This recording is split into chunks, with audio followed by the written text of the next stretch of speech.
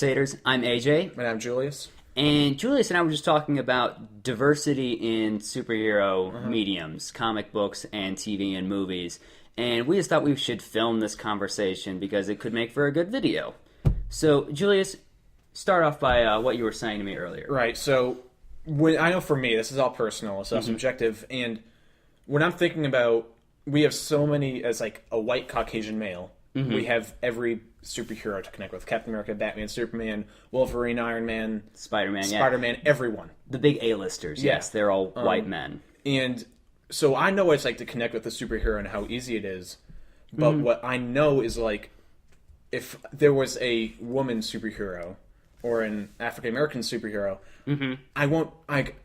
because I know after different movies, I can't connect with those characters as easily and put myself in their shoes just because, like, you know, I'm less like them.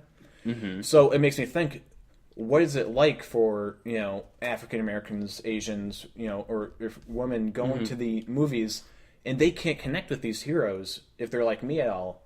Okay.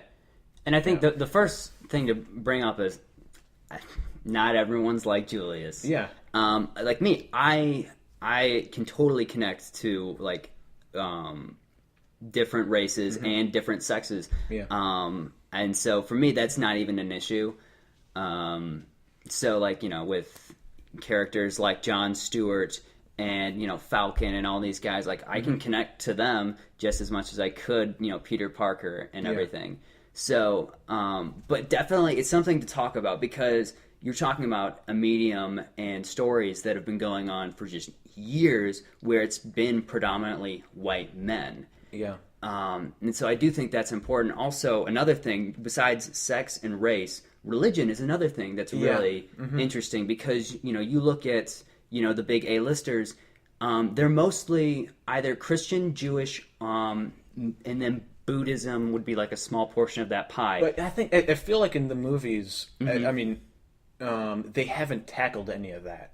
No, and I feel like since there's so many different aspects to tackle in a movie, just in a movie, that, you know, you bring in religion to all this, you know, as much as people love Batman, they're not going to be like, so is he Episcopalian or Anglican? You know? See, I like it how they don't. Like, the reason why I don't is it further disconnects. You think that because the more you know about him, it's like, oh, he's, you know, Catholic, so that, you know, it takes away, because like the best thing about Batman is, you know, everyone's like, oh, I'm Batman, is because like he's so like, he's anything you want him to be.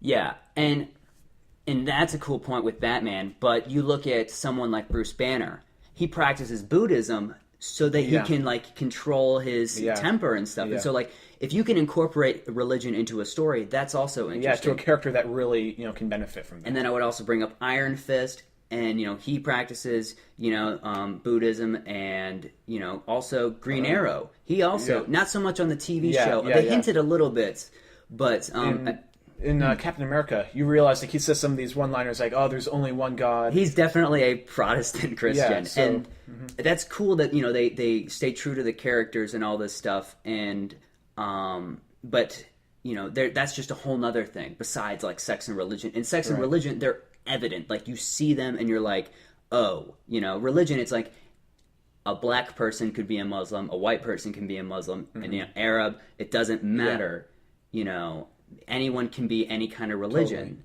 Totally. Yeah. So, part of the reason why I love Man of Steel so much is you can really see the religious subtext of what they're trying to, the story they tell. Well, it's Superman. It's Superman, and, you know, there's so many scenes where it's, you know, he's in the ship, and then, you know, he hits the panel, and then he floats out there. Yeah, you know, he's going like that. This. It's like, I'm 33 years old. Oh, you know? Okay.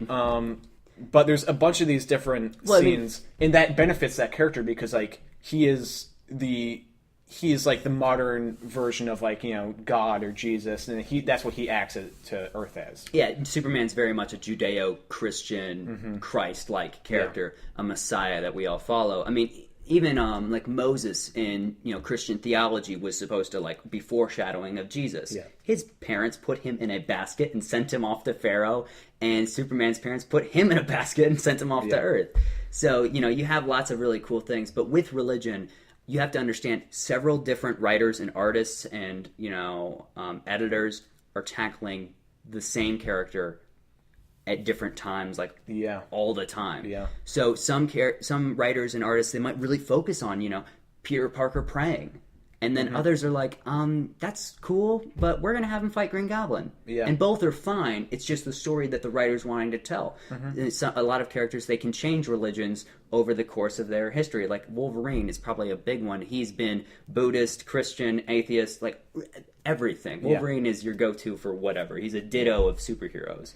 But back to sex and race. Yeah, I feel like we are going to get, you see with Cyborg. Cyborg's recently black. casted. So Cyborg, we got Falcon, and now we have Wonder Woman. But the thing with Wonder Woman... I knew you were going to say this, The thing with Wonder Woman, what happened... This is, my view is... They got, with Batman vs. Superman, to play Batman, a 2-time Academy Award-winning writer and director, Ben Affleck. Yes. They got an Academy Award-winning actor to play Alfred. They have an Academy-nominated actor to play Lex Luthor, Jesse Eisenberg. They have Academy Award-nominated for Lois Lane. Everyone's Kevin Costner, great. Yes. Russell Crowe. Everyone is, more than any Marvel Universe or movie. DC went all out with this cast. They did. But with Wonder Woman, the idea of a woman superhero, woman in power, Wonder Woman. Yes, they cast this great. It's great that foreign with Gal Gadot, but she's an underwear model. I mean, she's in Fast and Furious, but she's not acting. She's just eye candy in that movie.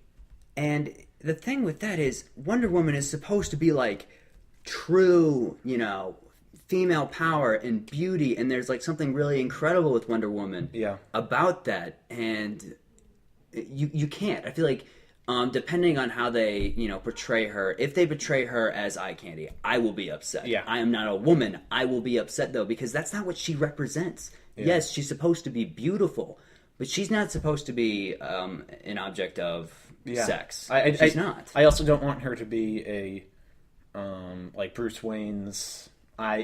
Maybe for a portion of the movie, right? That's her alias. I'm totally cool with that, but I really want the movie to be her to be, independent, really badass and cool. I think that a Wonder Woman standalone movie is impossible now. Yeah, with Gal Gadot. I at least now, from what we know now, she could.